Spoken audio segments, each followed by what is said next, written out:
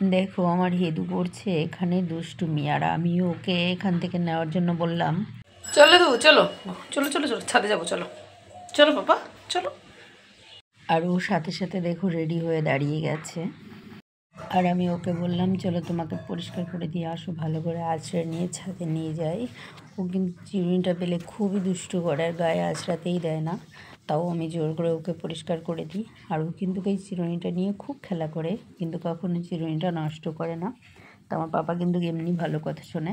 তো আমি বলেছি চলো আঁচড়ে দিলে ভালো লাগবে। এবার আঁচড়ে দেওয়া হয়ে গেছে, এবার দেখো দুষ্টু বুঝে গেছে, যাবো আমরা বেরিয়ে এসে আনন্দে একটা স্লিপও করবো। দুষ্টু হয়ে গেছে।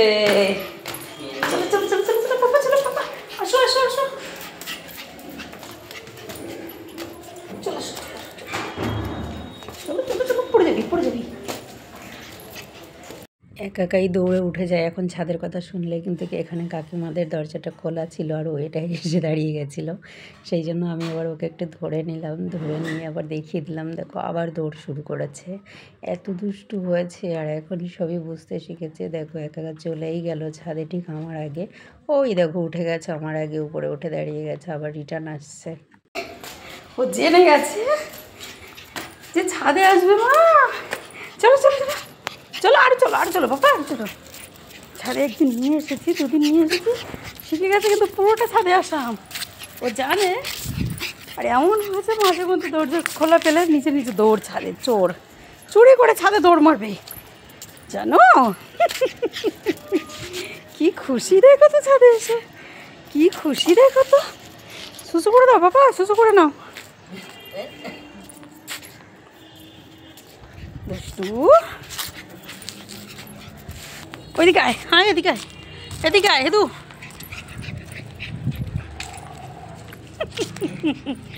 রাউন্ড দিচ্ছে রাউন্ড, বাবা পেয়েছে ছাড়া।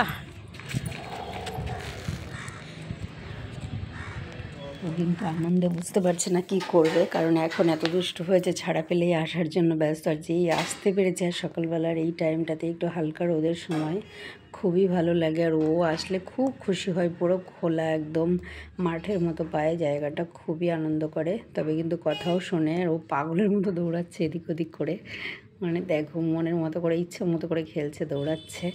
ওর সঙ্গে আমিও দৌড়ে পারছি না যে ভিডিও করব, উল্টো পাল্টা ভিডিও হয়ে যাচ্ছে। কিন্তু পাপা আমার খুবই ভালো, কথা শোনে। দেখো কিছু একটা আওয়াজ পেয়েছে, বাইরে দাঁড়িয়ে গেছে। উনি আবার অনেক সেনসিটিভ আছে, বাইরে কোনো ডগ যদি ডাকে তাহলে ঘর থেকেই উনি পঙ্খী দেখায়। পাগল হয়ে গেছে আজকে আমার পাগলু, এখানে আনন্দে যে কী করবে। আগের দিন এখানে একটু সুসু করেছিল, তাই ওখানে গিয়ে দেখছে সেই সুসু জায়গাটা এটা কি না, কারণ সারাক্ষণ তো ওর দুষ্টুমি ছাড়া কোনো কাজ নেই। আর এখানে রয়েছে আমার ছেলে, অবশ্য যাচ্ছে আমার ছেলের কাছে। আর আমি ডেকেছি উল্টে দৌড়। ও কিন্তু ডাকলে যেদিকে ডাকবে সেদিকে পাগলের মতো করে দৌড়ায়, যে কি করবে ও নিজেই বুঝে পারে না। আর ছাড়া পেয়েছে অনেকক্ষণ পরে, তো আরও কোনো কথাই নেই। বকে দাও তো পাপা, বকে দাও বকে দাও। দিয়ে বাবার খেপে গেছে, খেপে গেছে আমার পাগলো, আমার পাগলো খেপে ওদিকে না। চলো আসো চলো আসো বাবা, আসো আসো আসো আসো, চলো আসো বাবা, আসো আসো, দৌড় দাও দৌড় দাও। ঘরে যেতে হবে, ঘরে অনেক হয়ে গেছে। চলো চলো চলো চলো বেটা, ওই হেদু হেদু রে, চলো ঘরে চলো, ঘরে বিক্রম কোলে নে, কোলে নাও কোলে নাও কোলে নাও, কোলে নাও হেদুকে কোলে নাও। ওই বাবালে, ওই বাবা আমরা ঘরে চলে যাব না,